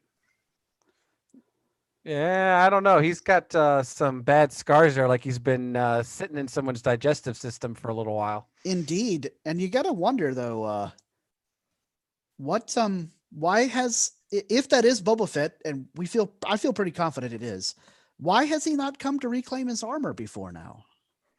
Maybe because he felt that he didn't deserve it. Maybe so. Maybe he's hiding. Or that maybe he felt that that was how he survives, right? Like he gets out, and so now, by the way, there's John Leguizamo is voicing in this. If you didn't catch that, so Yeah. And Tamora Morrison. So that solidifies the idea. I love that in these concept art, it's definitely Boba Fett standing beside him. In the concept art, the guy wearing Boba Fett's armor is wearing it a lot more exactly like Boba Fett did, as opposed to having the red undershirt and all. Yeah, like it was just plate rather than just actual armor, right? Yeah. So definitely in the concept art, they were thinking of having him look exactly like Boba Fett did in Return of the Jedi. Da-da-dun, da-da-dun. Excellent episode. Here we go. Beautiful drawing of Boba Fett standing there looking out over the twin suns, watching the. Well, we have to say it's Peter Parker. Morrison. We don't know it's Boba yet. All right, fine. You know what? I'm calling him Boba Fett from here on out. I'm sorry. Yeah, I feel like that is Boba Fett.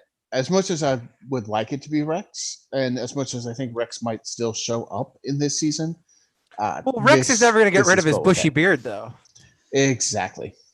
Because he had it at the end of Return of the Jedi, since they kind of said Rex was part of the Endor team. And then they changed their mind about that. And then they changed their mind about it again, and now I don't know where it stands. Yeah. Well, as far as I'm concerned, he's part of the Endor team. Me too. Me too. My own personal headcanon there. As Terry pointed out in the chat, Morrison's talent bio did say Boba Fett. Did not say Rex.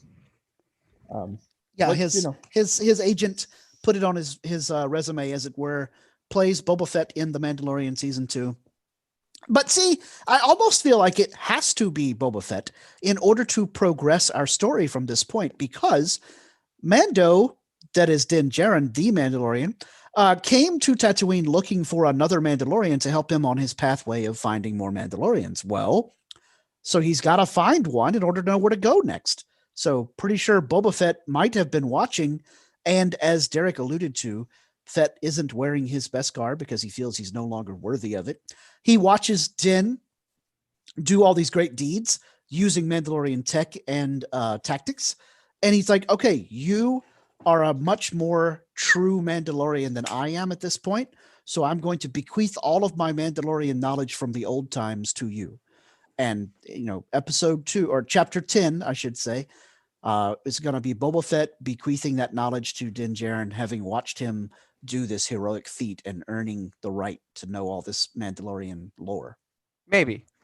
I think that was a huge reveal there, but I don't know if they're going to tackle that here in season 2. Ooh. I think that'll be more season 3. Fascinating. So that was the big reveal, and it's like, okay, which is right out of the gate, right?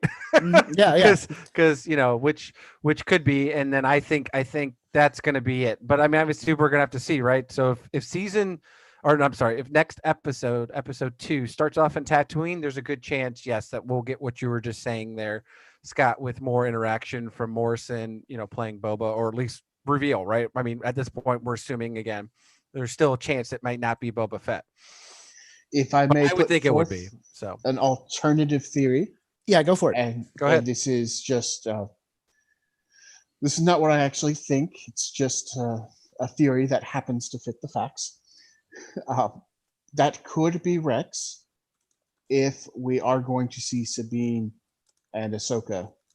If Rex has been traveling with them, because as you pointed out, Mando does need to get to Mandalorians, and Sabine is a Mandalorian, so Rex could be the bridge that gets him to Sabine. True. I think you're probably right that is most likely Boba Fett, but I could see a scenario where it is Rex.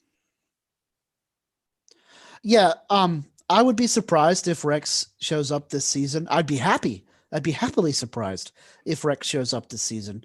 But I also don't think that Sabine is showing up this season. I think that the only other animated character that's showing up is Ahsoka.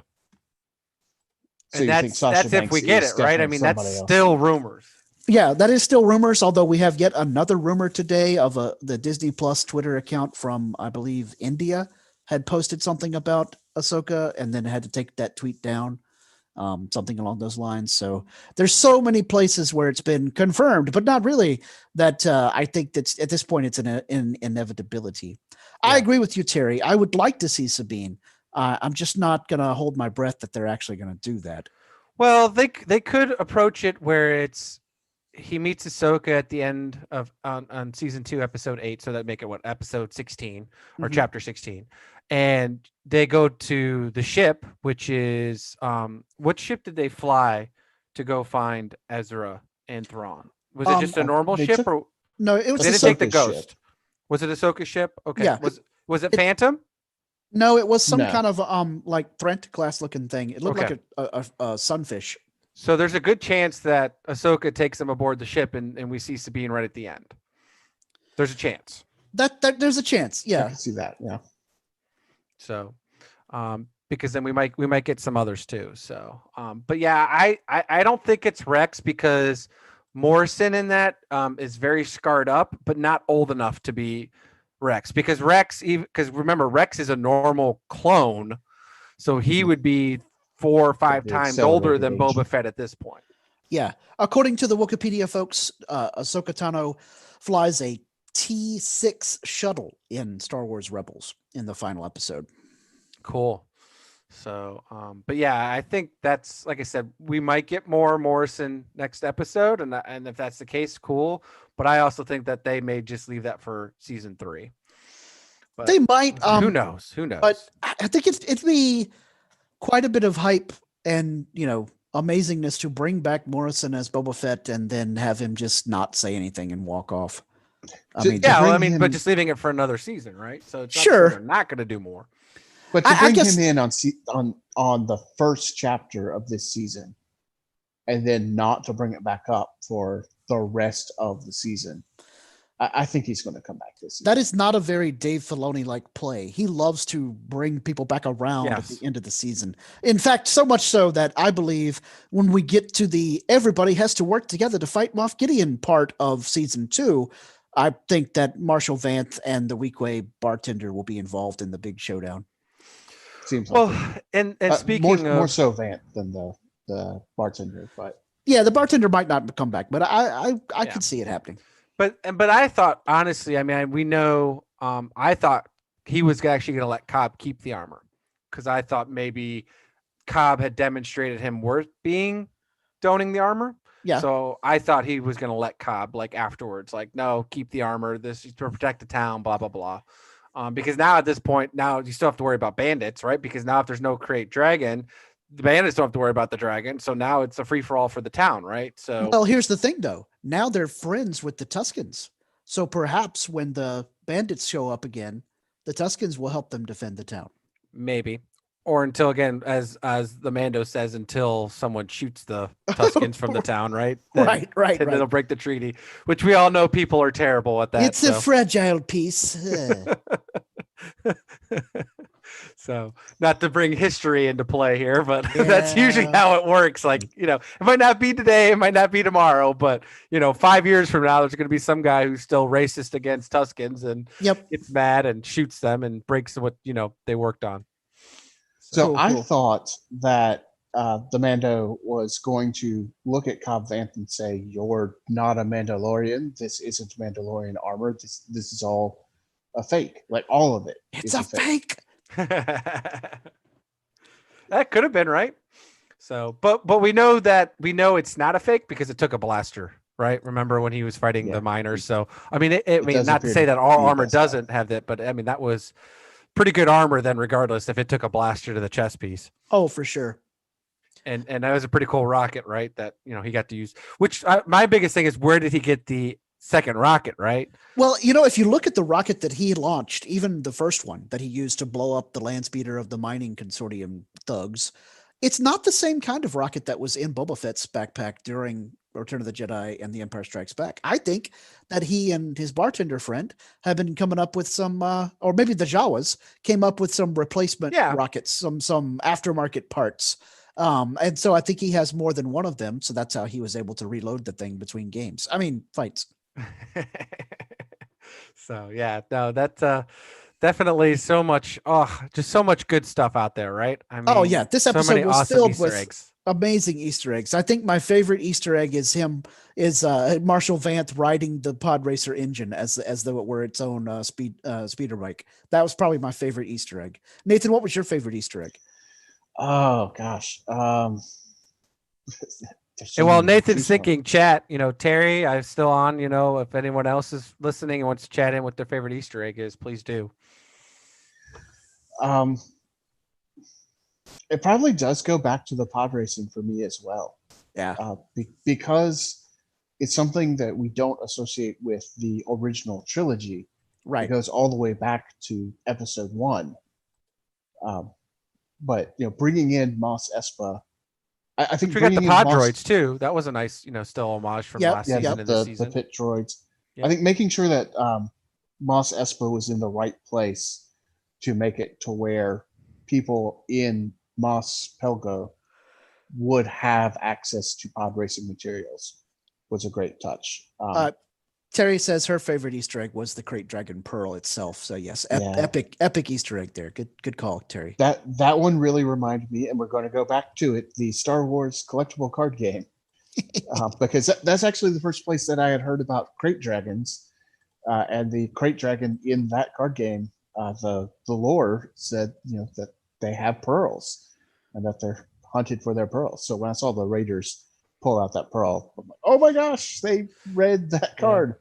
My favorite Easter egg would be that we got to see Amy Sedaris' character again. So we got to see Moto again because one, it's established he has a friend right on Tatooine at this point, and he goes back to there to start off with, and obviously he can trust the child with her. So I like that we see returning characters because that's one of the things that we talked about with season 1 was there was some really great characters that we were hoping would make a return. Like obviously we some of us joke around like Bill Burr coming back for, with his character and the heist with being one of our favorite, and those, just all those characters. And obviously, we obviously figure out also officially who those spurs and boots were right in episode 4 or 5 or whatever it was with the Tatooine visit, and then it ends up being, Cobb. So yeah, which this chapter does not explicitly say that it's Cobb, but it's it seems pretty obvious from I mean, granted, we could still have Cad Bane, right? I mean, we could all hope for that, but in theory, I'd say 95% it's Cobb. Yeah. I mean, when you're named the Marshal, right, you got to have spurs on your boots. So. right. Yeah, but what I'd like to see is if Cobb does come back later in the season to fight Moff Gideon, as Scott put it, for him to somehow reference, hey, yeah, I saw you do this, or go back and reference the season 1 chapter, just to officially confirm it. Because I'm trying to remember now as we were watching it, I didn't take a nose to the pauldrons that were on Cobb's Beskar, because obviously it's Boba, and Boba has what for his crest? Does he have a crate dragon, or what does he have? No, his crest is painted on, not bolted on, because this is a while ago. His crest is a Wookiee scalp. It's a little circle with the lines, like skull scalp through it. That's on the breastplate. And he's got Wookiee fur braided. Wookiee pelts, Wookiee pelts braided there, which I think is just horrible. Establishes him as an absolute villain to me. How dare you do that to Wookiees? Yes, so. Trandoshan's fine, but Wookiees not. I think that's supposed to be a Wookiee pelt as his, or Wookiee fur as his crest. I always thought it was gold. So his pauldrons are yellow. Yeah. No, but I always thought I thought the tether on Boba was yellow though. That's what I'm saying. I never thought it was brown like a pelt. I always thought it was yellow. Well, I'm talking about the little decal, if you will, that's on his breastplate. Yeah, it's red, right? No, it's white. The red part that you're thinking of is a light up panel that's part of the power source of his armor. All right, let's go Boba Fett. Let's get some pictures here. So I was able to pull it up. It's on his. He has yellow pauldrons, and he's got the red. That's not a Wookiee skull on his thing. Here, I can do it on Zoom. So if you guys are on Zoom, I'll share my screen real quick. So I'm talking about the thing that's on the right hand side of his breastplate. It's like a white circle with a blue, almost like a blue no sign. Yeah. but with what looks like a shaft of wheat here we or go. something going through it. And it could very well be that there is no established crest on. See? Are you seeing my On- screen now on Zoom? Well, it says DM83 has. Ah, there we go. Oh, that's just the Mandalorian symbol. That's a mythosaur skull. Okay, Um, that was the mythosaur. Okay. Yeah, but now look over by on his other shoulder. You see Yeah. those braids? Those are Wookiee scalps, and then you see that white circle that's underneath them on his breastplate. It's up at the Yeah. top. Yeah, that right there. I think that is his crest, and I think it's a Wookiee scalp on a white circle background. Could also Maybe. be that Boba Fett predates this idea of having a crest. Well, but that's where they put the crest was on the shoulder, was on the pauldrons. Not for everybody. No? Okay. Yeah. I always thought that was part of the thing. So, I mean, obviously we're learning more, right? So, Yeah, right here you can see this there one. it Right? is. Yep. And of course, it could easily be retconned that is what his crest is, and somehow it's based on the animated part of the Star Wars Holiday Special where he, subdues a mythosaur. So who knows? So, yeah. So I was trying to get trying to see if there was a good picture. Because this one doesn't even have that crest, but it has Right. the braids there. The Wookiee braids. Yep.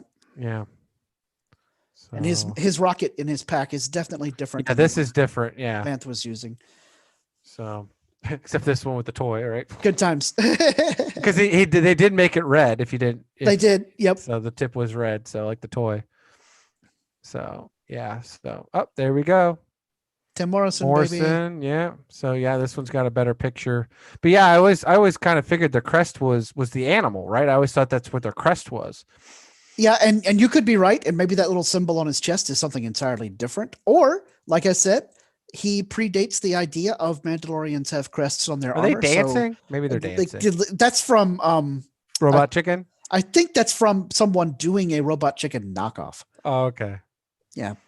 Anyway, it could be that Fett predates this whole idea of Mandalorians have crests, Yeah. Well, the fact is a sticker too, right? So Yep. or just the fact was he never truly was a Mandalorian. That's possible too. As Terry said, he was just a well-known bounty hunter, very good at it. The pauldron over there with the mythosaur skull, that's also just painted on. It's not a metallic attachment like. Well, it wasn't made out of Beskar because I think that's what the armor the Smith did, right? Didn't she make that out of a block of? Yep, she did. She sure did. So, and that's the best thing you want to do to attach it to. She welded it onto his pauldron. So. Yep. All right, so I'll stop sharing now. So, but anyways. And some other Mandalorians have had their crests on a chain around their neck instead of attached to their armor, and so on and so forth. So it all depends, I think. So it's the Fett crest. That's what Terry says. It's wheat. So Fett streams from Mando, word for farmer. Circle on his chest there. Okay, cool. So that is his crest, and it's wheat. Wheat crest. Yeah, apparently, because he's a farmer. Because that's what Fett means in farmer, or Mando is farmer. Now he farms bounties. Apparently. So, yes, and definitely, I agree with you there, Terry. The Raiders in the single file, right? That kept to the lore. So, because we don't really see where else do we see that, right? Do we see that in episode 2 when Anakin goes crazy? Or he just attacks the village? I think we see it a little bit, but then he just kind of goes nuts. Yeah, he just massacres No, we don't really see the Tusken Raiders traveling anywhere in episode 2. They're at their encampment. Oh, yeah, he comes to them. So correct. I just couldn't remember. We don't see it, actually, ever up until this point. Obi-Wan told Luke that they ride single file to hide their numbers. Yes, because that's what made it particularly cool to me that they actually showed it here, because we haven't actually seen it yet. Mm-hmm. Yeah.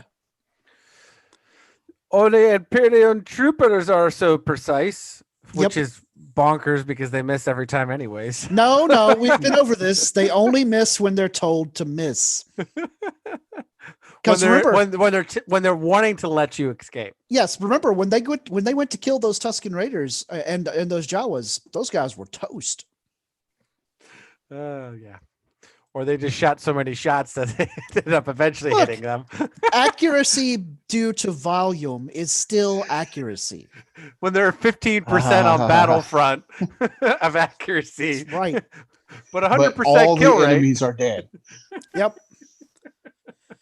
I Cool. guess, and no one survives. I guess technically you win the game. So I mean, Awesome. that is the whole concept of a volley. Is Yeah. we don't need many of you to hit, but if you all fire at the same time, Put more shots Someone down will. range. Put more shots down range. You'll be good. So, Great. right. Okay. Well, I've had a blast, guys, but I got to Yeah. run. I actually have some other real world responsibilities. Yeah, it's all kind of at 4:30 Yeah. here. So same with you. So yeah. So again, we appreciate everyone hopping on and joining us for the live watch, and those that are be able to catch this afterwards. Again, you can line it up when we tell you to hit play there and follow along, like fun commentary, and listen to Scott, myself, and Nathan there join in with the chat crew, and we'll have this video up for those to rewatch. So, all right, guys. Any other closing quick thought before we head out? I'm counting the hours until next Friday when we can see chapter 10, baby. me too. Probably won't be up at 3 a.m. to watch that one either, but because Yeah. I'm not taking off for that. But 7-8 a.m. is good for me. So yeah. So. But, other than that, right. respect your fandoms and Yes. everybody else's fandoms as well. all right. Thanks all, and let's punch it.